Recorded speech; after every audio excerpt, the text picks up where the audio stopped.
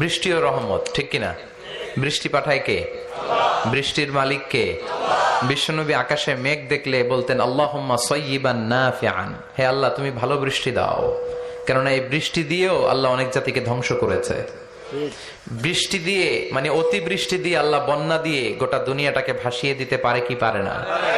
এজন্য মেঘ দেখলে এত আনন্দিত হয়েন না। বৃষ্টি দেখলে অনেকে গান বাজায়, আছে না নাই? এই বৃষ্টি ভেজা রাতে তুমি চলে যেও না, গান গায় না?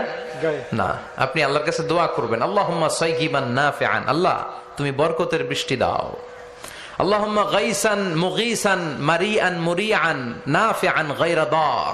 বিষ্ণুই পড়তেন আল্লাহ এই বৃষ্টিটা যেন উপকারী হয়, এই বৃষ্টি থেকে যেন ঘাস লতা পাতা কিছু পায়, এই বৃষ্টিটা যেন আমাদের জন্য বরকতময় হয়, যেন কল্যাণময় হয়, কোনো ক্ষতির কারণ যেন না হয়, তুমি কবুল করো। আমিন। আবার বেশি বৃষ্টি হলে বিষ্ণুনবী দোয়া করতেন আল্লাহুম্মা হাওয়ালাইনা ওয়ালা আলাইনা, আল্লাহ আমাদের এলাকায় আর বৃষ্টি দিও না, আমাদের চারিপাশে দাও। এই দোয়াগুলো পড়ার দরকার আছে না নাই? আল্লাহ যা বৃষ্টি দিবে এটা যেন আমাদের কল্যাণ হয়, আমরা পড়ি আমিন।